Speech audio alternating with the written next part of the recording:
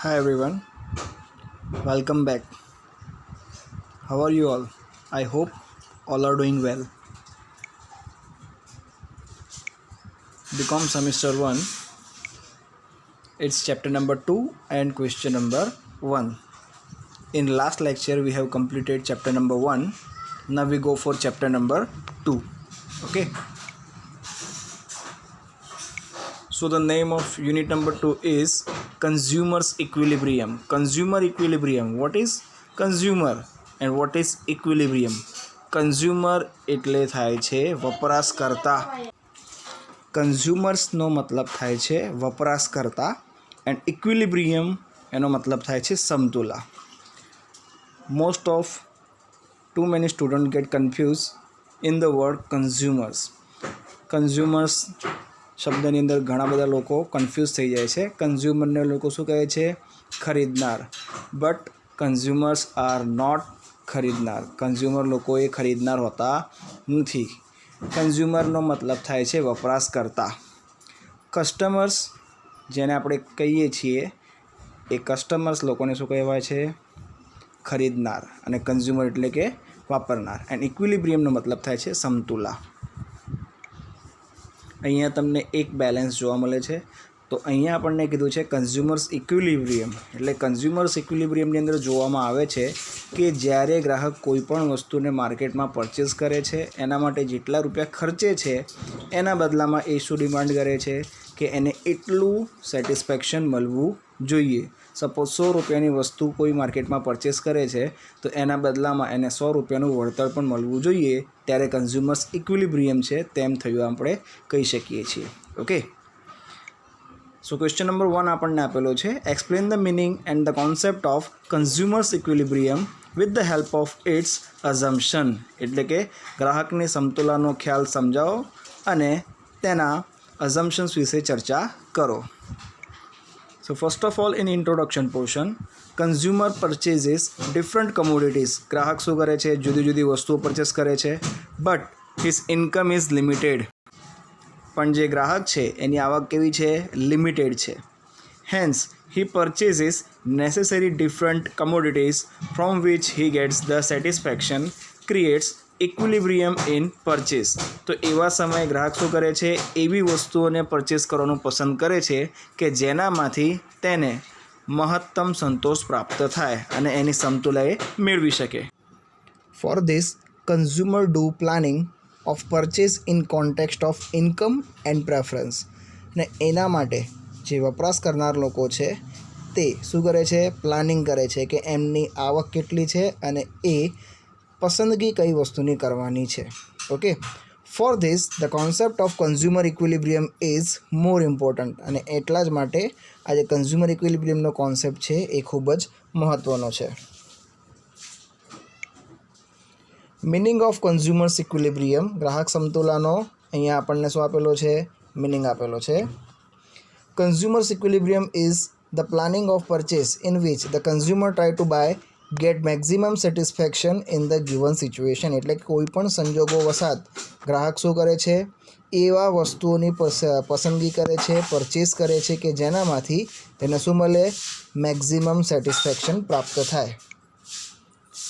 દેન professor સેમ્યુલ્સન says. Professor સેમ્યુલ્સન કહે છે consumers equilibrium depends on his income. ગ્રાહકની સમતુલા કોનો પર આધારિત છે?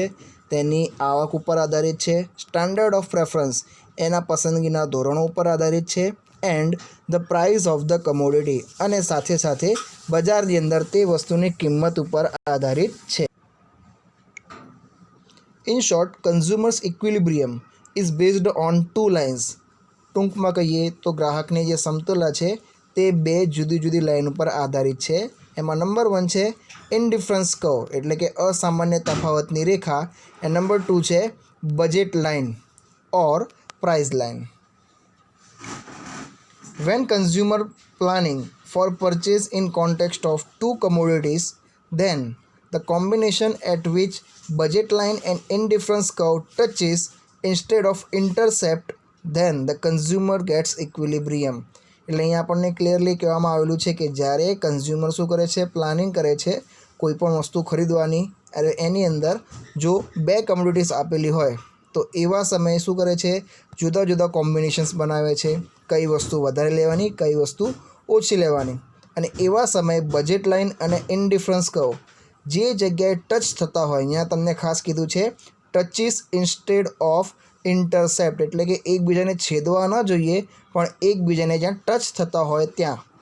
તો લખેલું છે indifference curve touches instead of intercept then consumer gets the equilibrium, એટલે કે જ્યારે બંને રેખાઓ એકબીજાને સ્પર્શે છે એ જગ્યાએ શું થાય છે, કન્ઝ્યુમરને મેક્સિમમ સેટિસ્ફેક્શન પ્રાપ્ત થાય છે તેવું માની લેવામાં આવે છે.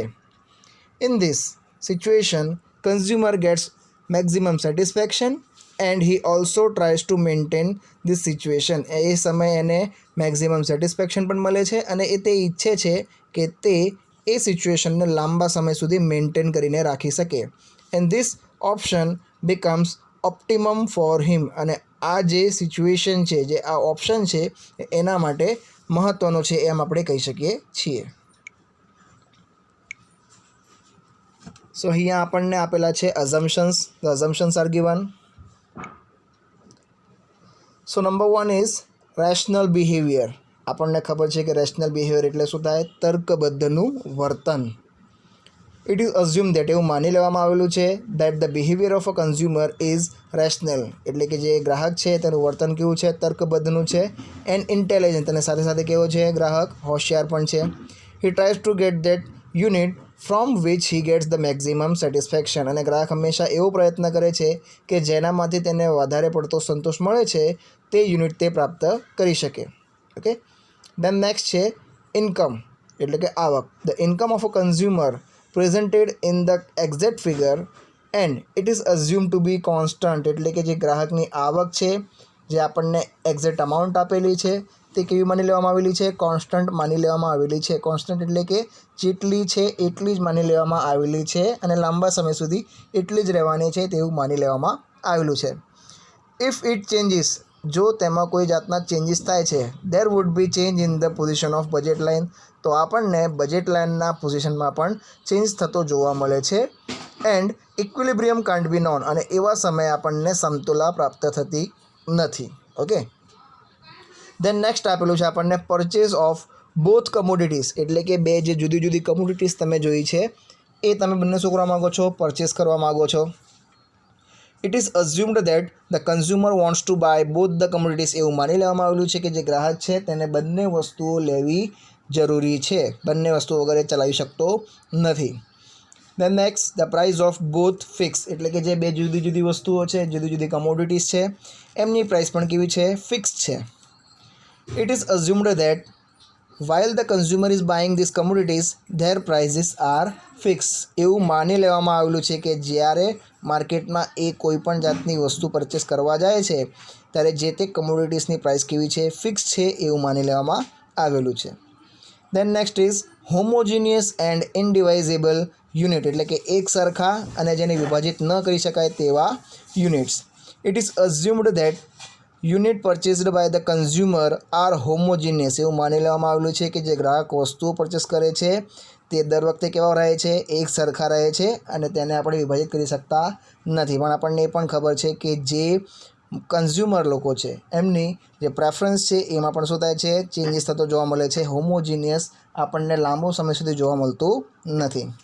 Then next is preferences constant, એટલે કે જે પસંદગી છે એ એક સરખી છે એવું માની લેવામાં આવેલું છે. તો આ જે અઝમ્પશન છે એ પણ ખોટું છે. Indifference curve is use to understand consumers equilibrium, indifference કર્વનો ઉપયોગ થાય છે શાના માટે, ગ્રાહકની સમતુલાને જાણવા માટે. And indifference curve depends on preference of consumer, અને જે ઇન્ડિફરન્સ કર્વ છે, જે અસામાન્ય તફાવતની રેખા છે તે ગ્રાહકોની પસંદગી ઉપર આધારિત હોય છે. બિટવીન ટુ કમોડિટી, એટલે કે જે બે વસ્તુ આપણને આપેલી છે એની પસંદગી ઉપર આધારિત હોય છે. થસ એટલા માટે ઇટ ઇઝ અઝ્યુમ દેટ, એવું માની લેવામાં આવેલું છે હિઝ પ્રેફરન્સ રિમેન્સ અનચેન્જ, એટલે કે એની જે પસંદગી છે એ કેવી છે, એકની એક જ રહે છે, એમાં કોઈ ચેન્જ આવતો નથી એવું માની લેવામાં આવેલું છે. Then next is purchase giving maximum satisfaction, એટલે કે જે ગ્રાહક છે એ હંમેશા એવા પ્રકારનું પરચેસ કરવા માગે છે કે જેનામાંથી તેને શું મળે, મેક્સિમમ સેટિસ્ફેક્શન મળે. It is assume that the consumer buys the alternative that gives him maximum satisfaction. એટલે કે ગ્રાહક હંમેશા એ પ્રકારનો વિકલ્પ પસંદ કરે છે કે જેનામાંથી તેને મહત્તમ સેટિસ્ફેક્શન મળતું હોય. he study all the alternative. જ્યારે બજારમાં ગ્રાહક જાય છે ત્યારે તે જુદા જુદા જેટલા પણ યુનિટ માર્કેટમાં અવેલેબલ છે બધાની પ્રાઇસ, બધાની ક્વોલિટી, એના વિશે શું કરે છે? રિસર્ચ કરે છે, એને કમ્પેર કરે છે એન્ડ મેક અ ચોઇસ, અને છેલ્લે શું કરે છે? ચોઇસ કરે છે. ઇન ધ કોન્ટેક્સ્ટ ઓફ, એવા સમયે વસ્તુ કઈ ધ્યાન રાખે છે?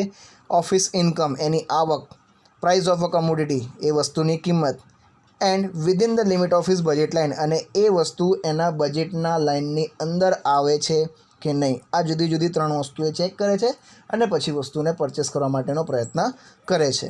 And last one is the conditions of transitivity. એટલે જે ટ્રાન્ઝિટિવિટી છે એના માટેની આપણને કન્ડિશન આપેલી છે. The consumer follows the condition of transitivity at the time of purchase. એટલે કે જ્યારે બજારની અંદર ગ્રાહક પરચેસ કરવા જાય છે તો એવા સમયે ઓન ધ સ્પોટ વસ્તુની આપલે કેવી રીતે સરળ રીતે બનાવી શકાય તેનો પ્રયત્ન કરતો આપણને જોવા મળે છે. Okay, so that's it about the question number 1. આ હતો આપણો યુનિટ નંબર 2નો question number 1. I hope all you understood.